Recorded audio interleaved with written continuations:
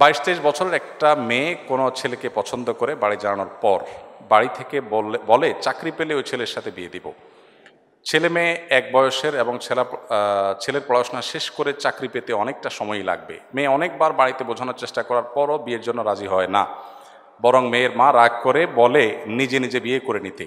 এমন পরিস্থিতিতে যদি মেয়েটা কাউকে না জানিয়ে বিয়ে করে তাহলে এটা জায়েজ হবে কি না? খুব কমন পড়ে গেছে নাকি? এত খুশি হওয়ার কারণ কি? বেশি কমন হয়ে গেছে? আচ্ছা, এ ধরনের প্রশ্ন প্রায় আসে। 10টা আসলে একটার উত্তর দেওয়ার চেষ্টা করি, তারপরে এটা গুরুত্বপূর্ণ বলতে হবে, খুব অল্প করে বলি। দেখুন, আল্লাহ সুবহানাহু ওয়া তাআলা বিবাহের দায়িত্ব দিয়েছেন অভিভাবকদের উপরে। আল্লাহ কোরআনে বলেছেন, ওয়ানকিহুল আয়ামা মিনকুম ওয়াস-সালিহিনা মিন ইবাদিকুম ওয়া ইমাইকুম। অভিভাবকদেরকে আল্লাহ অর্ডার করেছেন তোমরা তোমাদের অধীনস্থদেরকে বিবাহ দাও। নবী সাল্লাল্লাহু আলাইহি সাল্লাম বলেছেন, তোমাদের সন্তানরা যখন বিয়ের উপযুক্ত হবে, প্রাপ্তবয়স্ক হবে, তখন তাদেরকে বিয়ে দিতে দেরি করবে না। যদি করো, তারা যদি হারামের পথে পা বাড়ায় এবং সমাজে বিশৃঙ্খলা তৈরি হয়, অসুবিধা তৈরি হয়। সেদিন কোনো একটা ইউনিভার্সিটিতে এটা নিয়ে আলোচনা করার পর ভিসি মহোদয় আমাকে আলোচনার পর বললেন যে আপনাকে স্পেশাল থ্যাঙ্কস এই প্রশ্ন উত্তর দেওয়ার জন্য, কারণ প্রতিদিন এটার বিচার করা লাগে। তো আমি বলতে চাই যে নবী সাল্লাল্লাহু আলাইহি সাল্লাম বলেছেন, যদি সন্তানরা বিয়ের উপযুক্ত হয়, অভিভাবকদের কর্তব্য তাদেরকে বিয়ে দেওয়া। যদি না দেয় এবং সন্তানরা যদি বিপদগামিতার পথে পা বাড়ায়, সমাজে বিশৃঙ্খলা সৃষ্টি হয়, তাহলে সেক্ষেত্রে কি হবে? তাহলে সেক্ষেত্রে যে ফিতনা, ফাসাদ, অনাচার হবে, এগুলোর দায় অভিভাবকের উপরে বর্তাবে।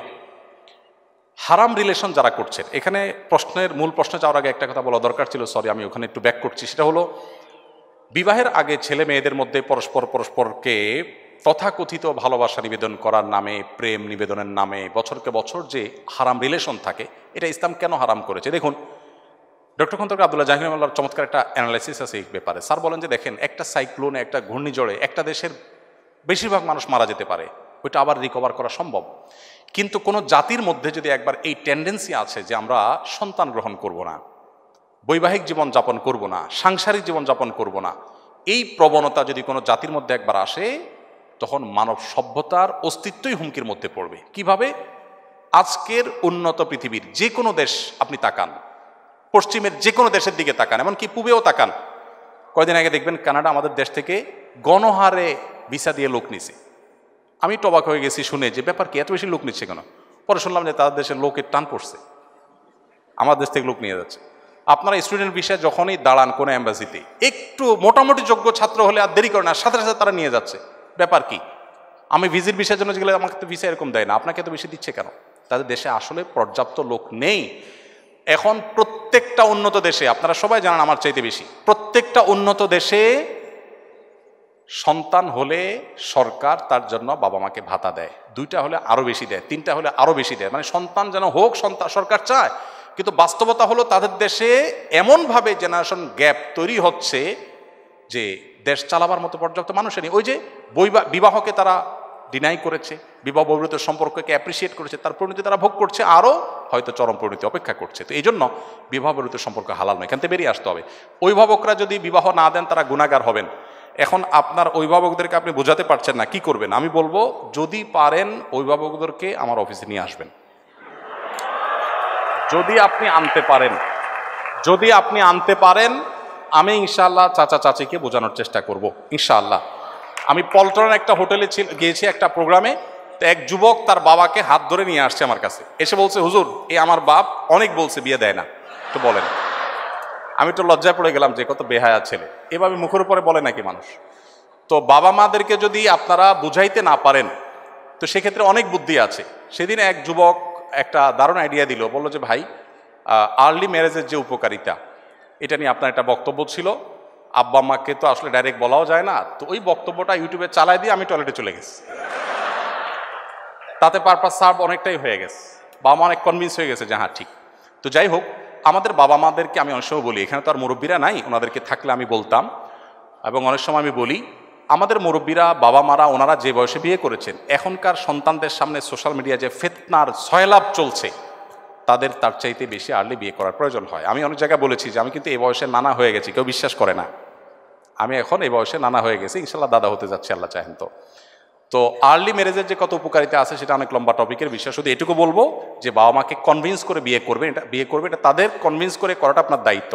হানাফি মাযহাব অনুযায়ী প্রাপ্তবয়স্ক মেয়ে নিজে নিজে সিদ্ধান্ত নিয়ে বিয়ে করলে বিয়েটা বাই ল কোরআন হাদিসের আলোকে শুদ্ধ হয়ে যাবে, যদিও অন্যান্য ইমামদের মতে অভিভাবকের সম্মতি ছাড়া মেয়ের বিয়ে বিশুদ্ধ হবে না। তো এই জায়গাটাতে আমি বলবো বোনদেরকে, ভাইদেরকে, যে বাবা মাকে কনভিন্স করার চেষ্টা করুন, নানাভাবে কনভিন্স করার চেষ্টা করুন, এটা সিরিয়াস ইস্যু, এবং তাদেরকে জানিয়ে বিয়ে করা ভালো। অনেকে বলে হুজুর পালিয়ে বিয়ে করা যাবে কিনা, আমি বিয়ে তো চুরি না, পালাতে হবে কেন? কনভিন্স করে অভিভাবকদেরকে বুঝিয়ে তারপরে করেন। এই চ্যালেঞ্জগুলো ওভারকাম করতে হবে। আপনি যুবক মানুষ, বিশ্বজয় করবেন কিভাবে? শুধু বিয়ে যদি করতে না পারেন বাপ মাকে বুঝিয়ে। বিয়ে করার ব্যাপারে বাপ মাকে যদি ভালো করে বোঝাতে না পারেন, আপনি দুনিয়া জয় করবেন কোত্থেকে? এই ছোট কাজটা যদি না পারেন চ্যালেঞ্জ নিতে হবে, কিন্তু তাদেরকে বোঝানোর চেষ্টা করতে হবে। আর কত বুদ্ধি দেবো, একটা ছোট টিপস দিয়ে শেষ করি। এলাকার ইমাম সাহেব হুজুরের সাথে বাইল করবেন, হুজুরে ভালো করে চা নাস্তা খাওয়ায় বলবেন হুজুর আমার আব্বাকে একটু এই বিষয়টা ভালো করে বুঝান, দেখবেন হুজুর ইনশাআল্লাহ কনভিন্স করে ফেলেছে। তো যে কোনোভাবে বাবা মাকে সন্তুষ্ট করে করার চেষ্টা করুন। যদি না করেন, নিজেরা করতে চান গুনাহ থেকে বাঁচার জন্য, আর কোনো উপায় নাই, সেক্ষেত্রে বললাম যে হানাফি থট অনুযায়ী বিয়ে বিশুদ্ধ হয়ে যাবে, যদি অন্যান্য ইমামদের মতে হবে না।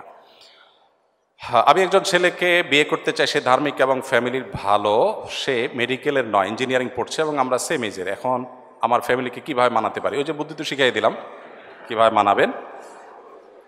এরপর প্রশ্ন হলো, কেউ হজ করতে শারীরিকভাবে অক্ষম হলে বদলি হজের বিধান কি? বদলি হজের ক্ষেত্রে এমন ব্যক্তি নির্বাচন করা যাবে কিনা যিনি নিজের হজ আদায় করেন নাই? না, যিনি নিজের হজ আদায় করেন না তিনি কারো বদলি হজ করতে পারবেন না। নবী সাল্লাল্লাহু আলাইহি ওয়াসাল্লামের একটি হাদিস আবু দাউদে বর্ণিত হয়েছে, এক ব্যক্তি হজ করছিলেন তার ভাই সুব্রমার পক্ষ থেকে। নবী সাল্লাল্লাহু আলাইহি ওয়াসাল্লাম তাকে বললেন, তুমি কি নিজের হজ করেছো? তিনি বলেছেন না।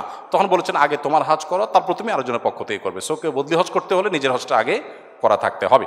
বাবা মার 3 সন্তান, 1 বোন 2 ভাই, 3জনই স্বাবলম্বী। ইসলামের শরিয়া অনুপাত অনুযায়ী বাবা মায়ের সম্পত্তি বন্টন না হয়ে যদি সমান 3 ভাগে ভাগ হয় এবং তাতে বাবা মা এবং ভাই বোন সবাই সম্মত থাকে, তাতে গুনাহ হবে কিনা? প্রথম কথা হলো, সম্পদের ভাগ তো হবে বাবা মার মৃত্যুর পর। এটাই হলো কোরআন হাদিসের নির্দেশনা। জীবিত অবস্থায় যদি ভাগ হয়, সেটা সম্পত্তির বন্টনের শরিয়ার যে নির্দেশনা সেটা আওতা পড়বে, এটা গিফট হবে, বাবা মা জীবদ্দশাতে একটা উপহার হবে, সন্তানদেরকে দিলেন। কিন্তু মৃত্যুর পরে হবে মূলত বন্টনটা ওয়ারিস হিসাবে। সেই বন্টনে যদি সব ভাই বোন একমত হন যে ঠিক আছে কোরআন হাদিস অনুযায়ী কেউ কম কেউ বেশি পায়, বাট আমরা সমান সমান নেব এবং কোনো দায় দাবি রাখবো না, এটা যদি সন্তুষ্ট চিত্তে তারা করেন, সেটি জায়েজ আছে। কিন্তু আল্লাহ তাআলা যে বন্টন করেছেন সেটার প্রতি পরিপূর্ণ ঈমান থাকতে হবে, সেটা অযৌক্তিক নয়, সেটা অন্যায় নয়, সেটাই সবচাইতে ইনসাফ। এটি বিশ্বাস করে নিজেরা যদি এটা ডিসিশন নেন, ঠিক আছে বোন একটু কম পায় কিন্তু বোনটা আমার গরিব, আমি ছেড়ে দিলাম, সমানে দিয়ে দিলাম, এটা যদি ভাইরা ডিসিশন নেন, সবাই যদি সম্মত থাকেন, কোনো অসুবিধা নেই। মুশকিল হলো এই সমস্ত পারিবারিক ডিসিশনের ক্ষেত্রে 1-2জন ডিসিশন মেকার হয় আর বাকিরা বাধ্য হয়ে রাজি হয়, লজ্জা কিছু বলতে পারে না। এই জিনিসটা খেয়াল করতে হবে যে কেউ তো বাধ্য হয়ে রাজি হচ্ছে না, এটা শির করতে হবে।